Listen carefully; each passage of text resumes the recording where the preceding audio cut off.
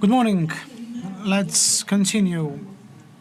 This is day 2 of our 33rd Greek Economic Summit.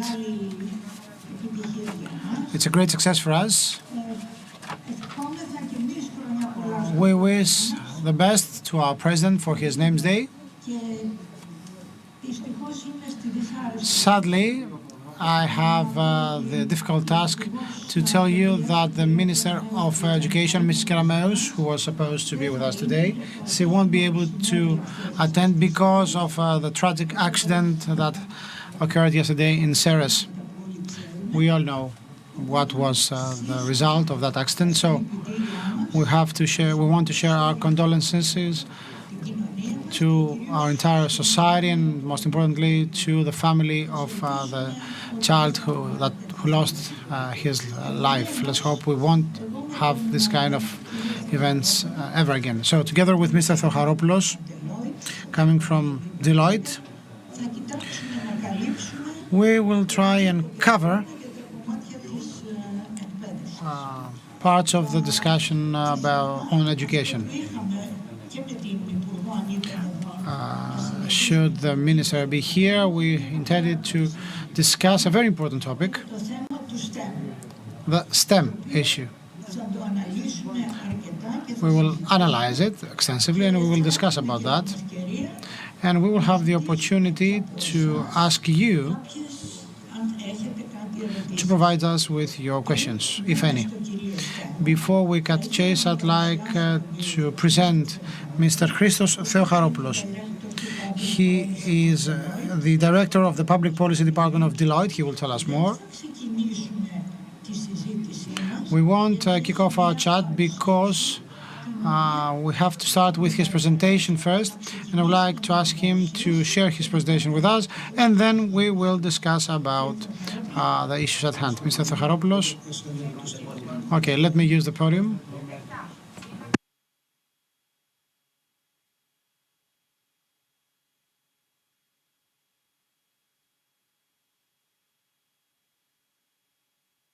We will now present the key conclusions of the Deloitte STEM Observatory. Actually, this is an initiative taken by Deloitte Italy back in 2020 in order to investigate in their STEM-related issues. Actually, you will see that Italy is lagging behind even compared to Greece. They have less engineers, less technical experts, etc. And they try to understand what they can do in order to close the gap. Then we came up with a public policy program in the Deloitte Mediterranean, where Deloitte Italy and Deloitte Greece belong to. And we decided that the STEM Observatory will have a survey for all 4 big European countries: European Union, France, Italy, and Spain. Let me share with you 5 important slides. Some 2,500 questionnaires have been answered from all countries, and 150 interviews have been carried out with employers, with executives in businesses both in Greece, Italy, and Malta, in order to to gather information. Because for an observatory, its work matters if you have an ongoing process and you can compare between countries and see the evolution of figures, check the evolution of figures. Early November, we shared this presentation with the European Parliament, and I'm really glad to present it for the first time here in the Greek Economic Summit. We all know that STEM represents science, technology, engineering, and mathematics. It includes all disciplines for engineering, exact science, mathematics, statistics, and last but not least, IT sciences or disciplines. According to the most recent data on the EU-28 at that time, with the UK included, only 1/4 of our graduates used to follow STEM-related courses. That was quite low, and this rate remains stable since 2016. At the top left corner, you can check. The speaker means the top left one, top right one. Countries and the percentages: dark blue for women, for men, and light blue for for the girls. Germany is at a very good point. It goes without saying. Maybe it's well expected because they have heavy industries and they want engineers and mechanics. UK, then Italy, Spain.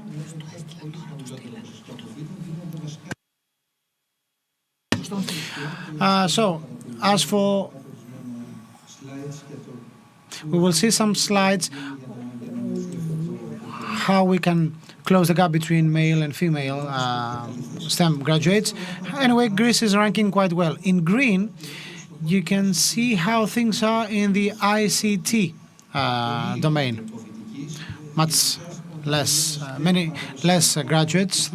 In the past, we talked about STEMs and that STEM courses, and now we used to talk about engineers and mathematicians. Now we are mainly interested in IT experts. You see that Greece is lagging back at 12.4% only.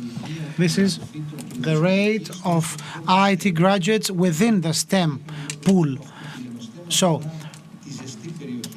only a very small percentage of the STEM graduates relates to the ICT, which is a very hot topic as we speak.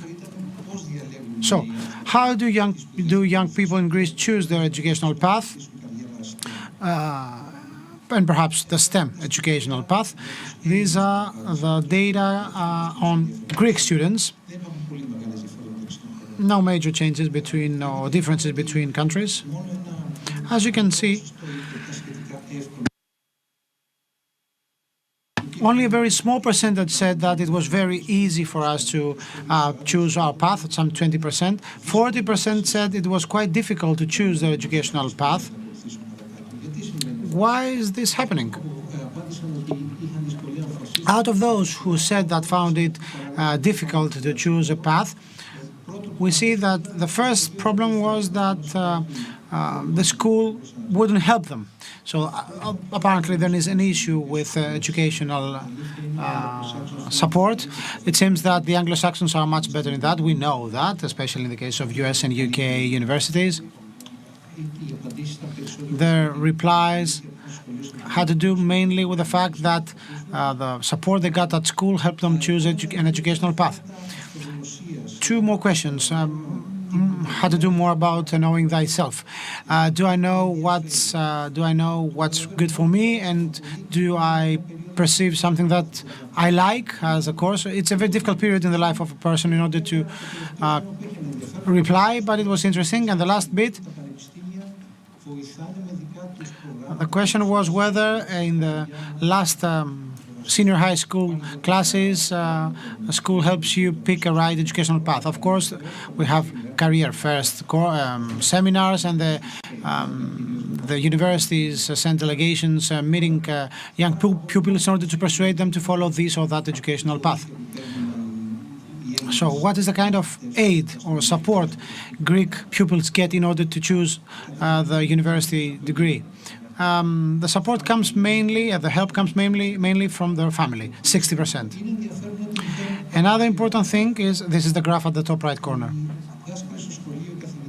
Teachers at school do not represent an important factor, but we have another parameter entitled other teachers. Anyway, we're talking about tutorial lessons and other educational institutions where pupils go in order to support their knowledge, and this is where they get some aid. So family is the main driver for creating experiences and insights to the pupils before they choose their educational path. And of course, what plays a very important role is what happens in their social surroundings, their mother, their father, friends, relatives. It's quite hard to see a family suggesting some pupil to go to become, let's say, an IT expert, especially for girls. Most likely they will be driven to become doctors or lawyers. So it will take some time for the families to convince pupils to become IT experts. And the top right, the bottom right graph has to do with all countries in question. And it explains why pupils are afraid of following a STEM educational path. They feel it is a very hard subject. They feel that it will take them many, many years to master, and it doesn't fit with lots of children. So there's this perception that STEM courses, STEM degrees are hard to get. That's why people try to avoid them. What do employers say? So these are the data we got from all 3 Mediterranean countries following interviews with employers. Apparently, we have lots of engineers, mathematicians, and physicists in Greece, but we don't have people experienced in IT and the new digital skills required. If you check the skills needed, you see front end and back end web development, cybersecurity, database management. This is something very intense. Also in Deloitte, these are the kind of projects we get. It's a hot topic: cloud computing, artificial intelligence, and robotic. These are the hard skills required. But on top of that, we also have some soft skills mentioned. These are things you don't get, you don't acquire in your school years or university years. This is something you can get in the labor market. So the point is whether university graduates are ready and open to get these skills when they are recruited for the first time. So communication skills, sense of responsibility, problem-solving capabilities, and work ethics. Flexibility,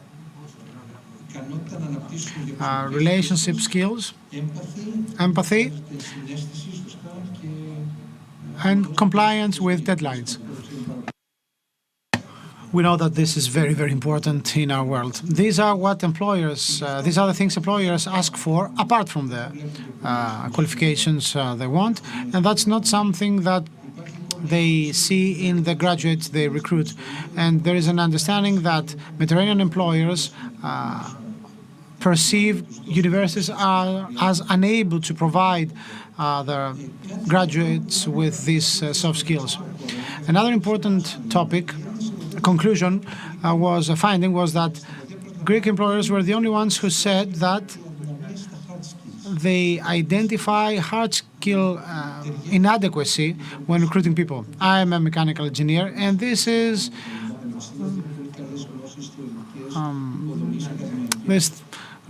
in line with what we have seen. Sometimes universities fail to make you feel ready to hit the ground running, which means make it to the labor market and very easily, and not just be a smart guy and with a good mark in your degree. We have some weakness there. So what we need, and we will need even more in the future, people coming from in the STEM world. Of course, we will have more students, more graduates, yes, but that's not enough.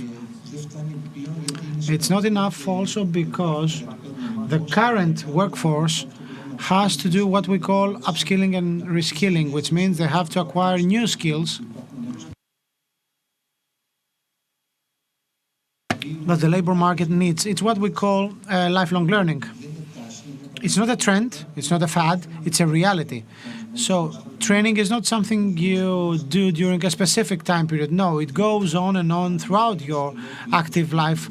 The 2020 Deloitte study entitled Equipping the Workforce.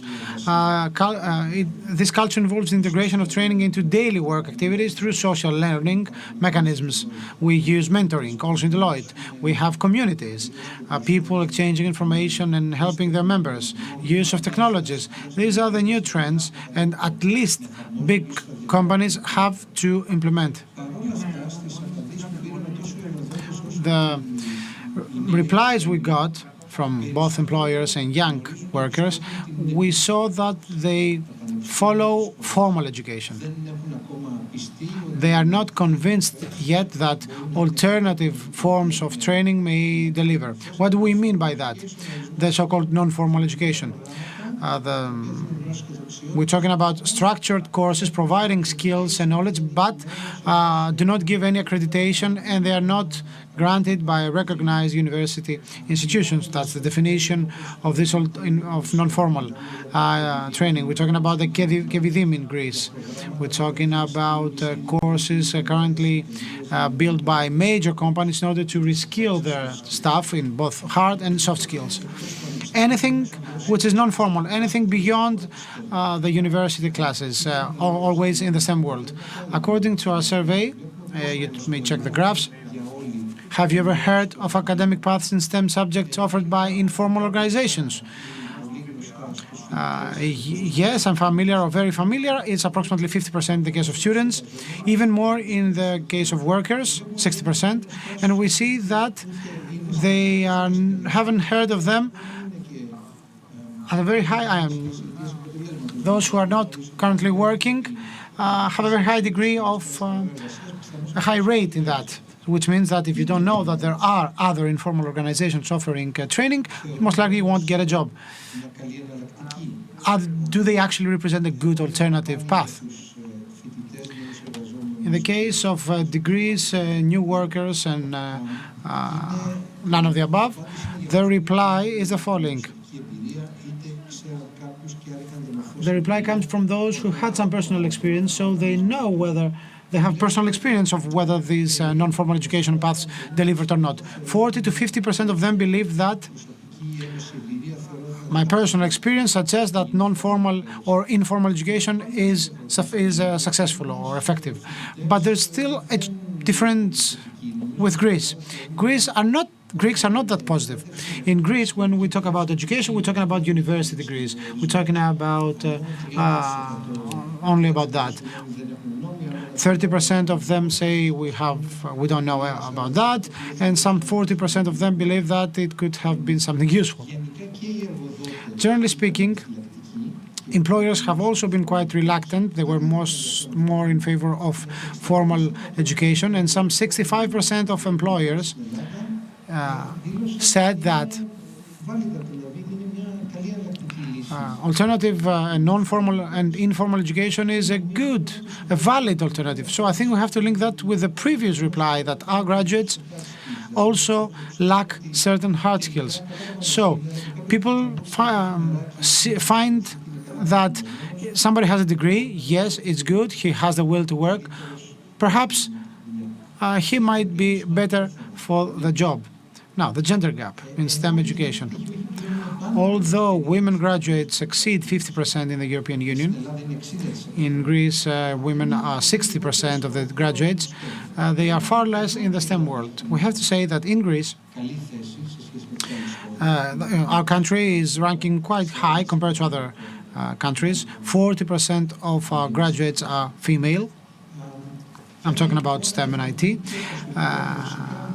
But things in the STEM world, generally speaking, but if we talk about the ICT and the STEM world, things are quite bad. 35 or 36% of those graduates and ICT graduates are female, but we still see many young people, young graduates who excel in this world, in the STEM and ICT world, because they're not engineers working in the field.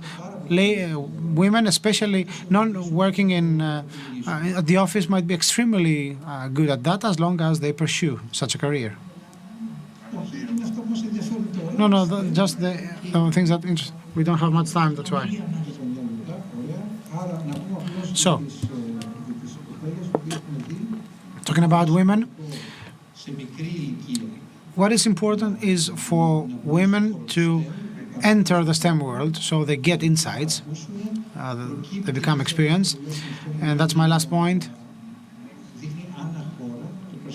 You see what is the perception about stereotypes obstructing women to get into the labor market per country. In orange, you see the female feedback, and in gray, the male feedback. You see that 20% of male believe that there are stereotypes, especially in Italy. In the UK, we have more or less the same rates. So this is a problem. It's a problem of perception. What do people believe? And that's something that may change. There is some hardcore issues, yes, but part of that has to do with communication issues, how we promote the right perception. One last thing. STEM now becomes STEAM. We have to add an A that stands for Arts and Humanistic Disciplines, which means that we want our STEM graduates to have some soft skills. That's why we have some mixed curricula that provide with this knowledge. Thank you very much. I think the presentation will be uploaded.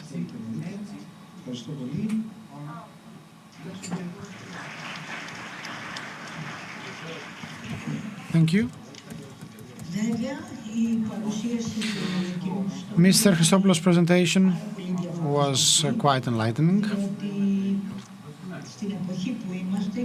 because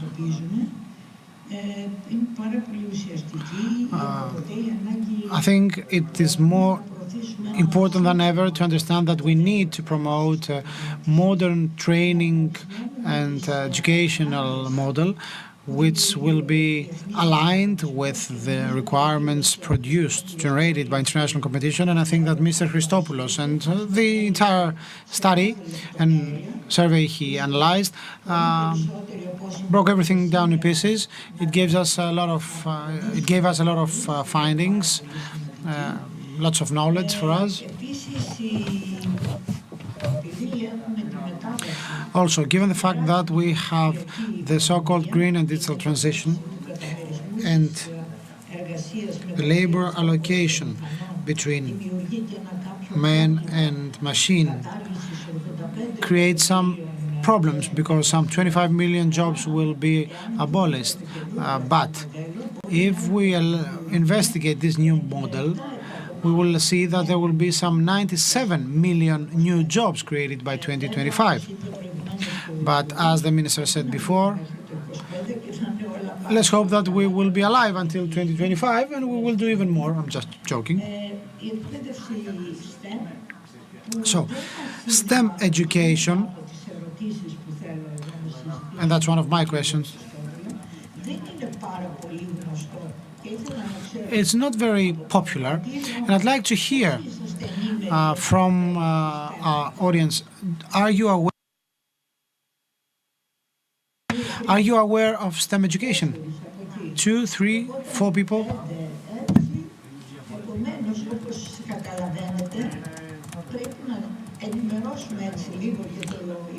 So I think we have to let our Ministry of Education know about that, and it's quite sad that the Minister is not here with us, that there is a great effort we have to do. This is a pedagogical model, and as we found out, it is based on the interdisciplinary, the experiential knowledge and community-based learning, synthetic synthesis in troubleshooting, and what in English we all know, it's called problem-based learning. Having our students at the focal point, we have to start working in this model quite early so they develop this way of thinking. And now I'm addressing to our female audience, but also the male audience has to know. Internationally, globally speaking, as I found out during your presentation, women are far ahead when it comes to STEM education. Am I wrong? No, it's some 50-50, a bit less. But when it comes to new technologies, they're quite low. Women are quite low still. Yes, we are still low because lots of women, although we have lots of women getting into the technology field. One quick question. We don't have much time. I hope that the presentation provided you with lots of insights.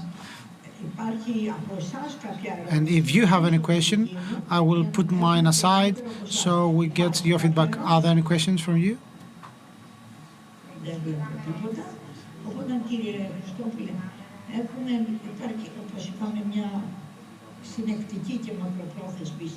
So there should be a comprehensive long-term strategy that will call for adjusting the curricula, and that's my question.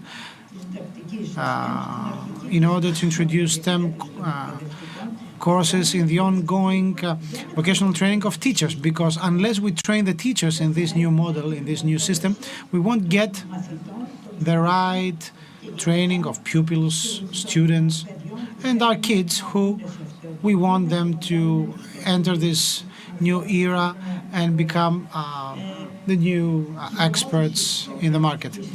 So we have to promote educational excellence and mobilize organizations in order to support STEM education. Do we have something like that? Have you seen that? We don't have much time. Your quick reply. I agree that we need a comprehensive strategy on that. We don't have it yet. So we have to elaborate on each of these strategies components in order to properly support and give it some meaning. I'm pretty sure that in the years to come, STEM education will be fostered, at least in Greece also. It will be supported mainly by STEM graduates. That's why it means a lot to have proper school professional orientation or vocational orientation. This gap has to be covered by having more women. It will be right, it will be useful, because I have one more question. And we also have to adjust our university curricula so that the universities are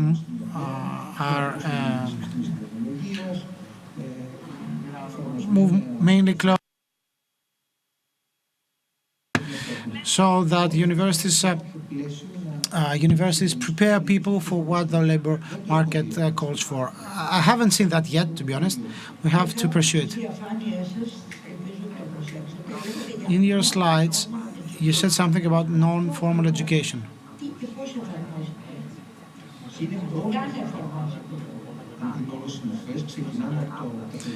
Yes, we're talking about all forms of non-formal education. We start with students and pupils themselves who look for these courses online. E.VI.A and Greek universities may play a very important role in that, together with organizations. I wouldn't call it the labor market, because we have big companies and universities building courses for skilling allowing the people to acquire new skills. Of course, this is no formal education. In Greece, it's not that intense, because in Europe they don't have public education free of charge, because when you pay for something, you will make the best cost-benefit solution. In Greece, we have the luxury of free of charge university courses, but it's a very important priority. So in other words, STEM leads to what we are talking about, collaboration between universities and organizations. That's the most direct way and perhaps the most direct solution. Because when we say we are trying to find people and we cannot find the skills we need. So if we follow this method, if I may call it a method, we will be able to create the profile we need, so organizations will be able to find a solution to their needs. Generally speaking, it's common practice that organizations expect that they will recruit a graduate, but they want these graduates to be properly skilled. They don't want to build them from scratch.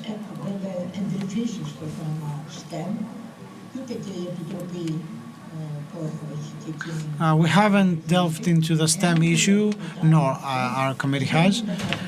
Whether we have STEM education that gives degrees to graduates that are ready to hit the ground. But what is for certain is that we're going to need many more people, both in sciences, technology, in practical terms. I mean, in order to cover the needs of organizations. Does this cover our need? And are they all informed? I'm talking about the employers, the universities, the ministry, everybody, the teachers. That's why I'm talking about a comprehensive strategy. I think that major organizations know about that. Let me tell you something. In Deloitte, we launched our big center in Thessaloniki, involving young people who are trained in the ICT field, and they provide their services also abroad. There was no way of finding people exactly the way we wanted them in ICT before that. No, we got some mathematicians, and we trained them. So it's important for organizations to do the upskilling or the skilling themselves. Okay, bigger corporations can do that on their own and use their own resources. Others may use non-formal educational courses. So let me ask Mr. Kasimiotis, coming from Hewlett Packard. And there was someone from Cisco before. I can't see him right now. Mr. Kasimiotis. Let me ask you something. You, representing Hewlett Packard, an international player, talking about the STEM issue, do you have such issues? The reply is off the mic. Apologies.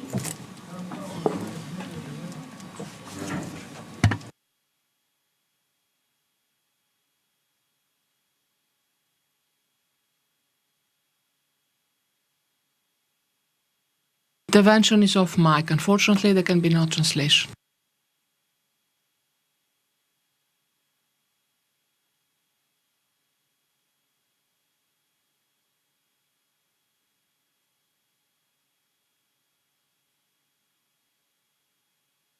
You can't find soft skills easily, however. You have to nurture that in-house. That is the mixture of the two, STEM and soft skills. The one who attains that in the future will have the ideal employee.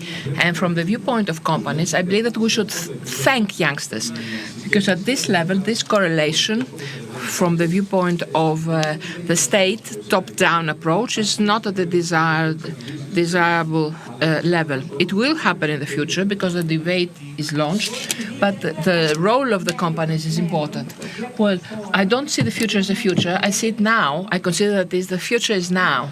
So I believe that the effort made by companies, of consultancy companies as well, and our chamber, we can join forces and organize this effort, because must have a concerted effort, because both the ministry and every stakeholder wants to offer such an assistance.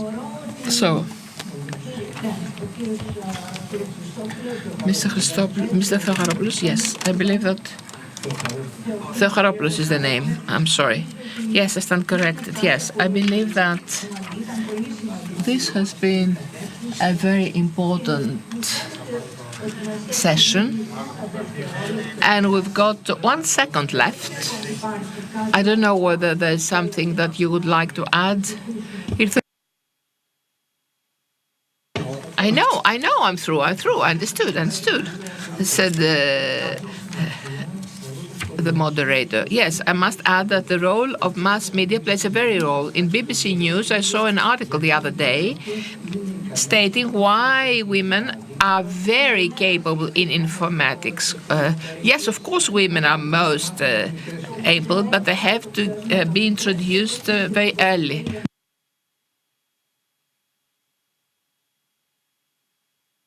Yes, of course. ID needs observation, spirit, persistence, and obstinacy, I might say. So women have all that.